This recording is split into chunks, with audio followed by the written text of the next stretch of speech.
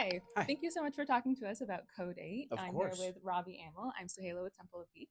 So to start, Code 8, it's been a journey. Yeah. So it started off as a short film hmm back in 2016, then 2019 feature film, and then last year part two of that feature film. Yep. Tell us about that journey. Yeah. I mean, Jeff, who is the really the driving force behind Code 8, he was like, look, I'm either going to become a realtor or I want to make a short film and I want you to be the lead. I'll put 20 grand in, you put 20 grand in. And then 40 grand each later, we had a short film. And it was just kind of, if we're not willing to take a chance on ourselves, why should we expect anyone else to? And luckily, it was a great short film. It went viral, and we launched this Indiegogo campaign, and it went well beyond any of our wildest dreams. And we had such an incredible fan base and community come together. And part one was incredible. Part two was a giant Netflix movie, and now we've done over 1 million or over 100 million accounts across both movies. Amazing. hmm All right, how did the story of the world of Code 8 actually come about itself? That's a Jeff. That's a That's a Jeff Jeff and question. Chris question. They were, when they pitched me a short, or when Jeff pitched me a short film, I was like, "What's it about?" He's like, "I don't know, but it'll be really cool." And then he came back and was like, "Really, it was okay. The plan was for me and Steve to do it, and we were like, okay, well, what's your main fan base? How do we tap into that? But at the same time, we always wanted it to be grounded and have the sci-fi elements be in the background and be character forward. And we came up with this kind of character driven. Well, Jeff and Chris came up with this character driven crime drama, Mhm. and the idea of how far would someone go to save their mom, and everyone can relate to that. Yeah, that's awesome. And then the graphic novel now, hmm that's what you're announcing today. Yes. How did that idea come about? Oh, our community asks all the time how they can continue to be involved, and part two was a giant Netflix movie. We couldn't crowd fund any of Mhm. it, but we figured we want to make a third movie at some point. But in the meantime, we could do something a little smaller, but to continue to build this world and show people another side of Lincoln City, another side of these characters, and the Connor Reed origin story. Selfishly, I was a big fan of that. But yeah, it's just something to continue to build this world and to give to the fans and to say thank you, and also say, hey, you want to do this with us? Let's go. Awesome. And talking about the origin stories, Mhm. what can you tell us about that? What can fans expect to see in those origin stories? Anything you can tell Mm. us? I don't want to spoil too Right. much, but it's showing you, my character Connor Reed, kind of how he became the man he is.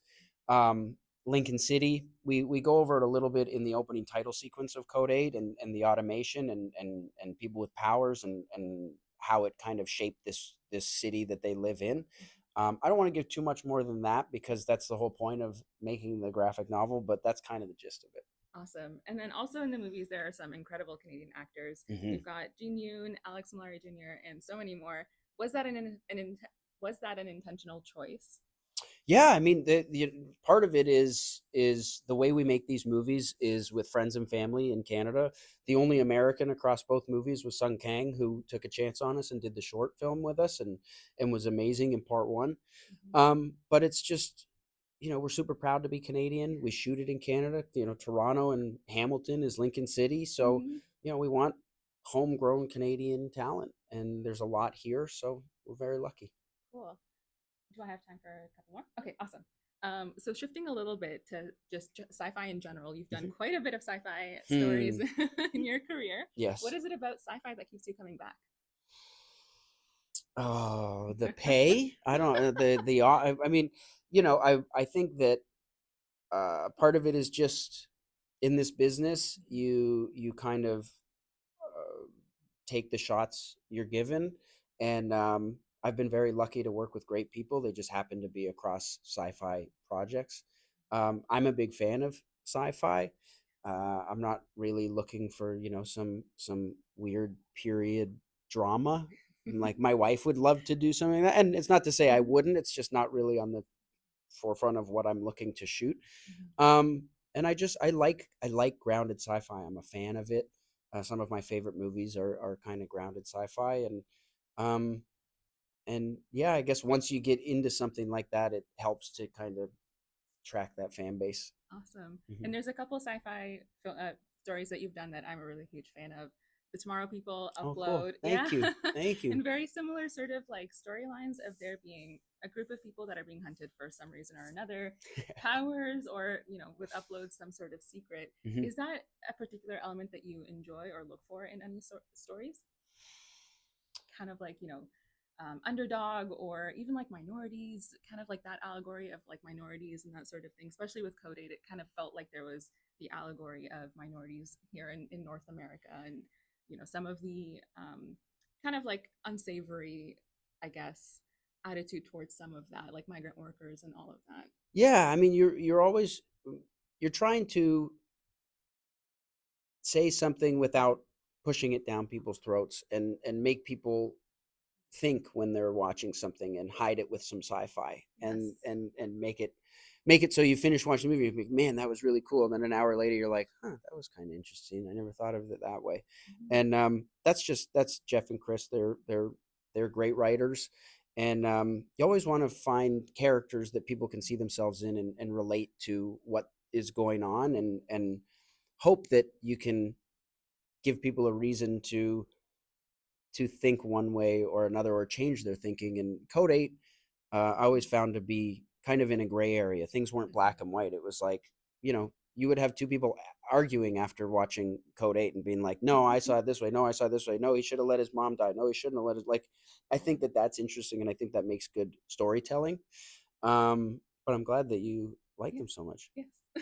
And I love that part of it, especially where you get to kind of have those sort of moral dilemmas and Hmm. questions that through sci-fi, like you were saying, you can explore those with like this fantastical element to it, which is awesome. So Upload, I have to ask because I'm a Hmm. huge fan. The Thank last you. season is coming out shortly. Monday What are your night. thoughts? Yeah.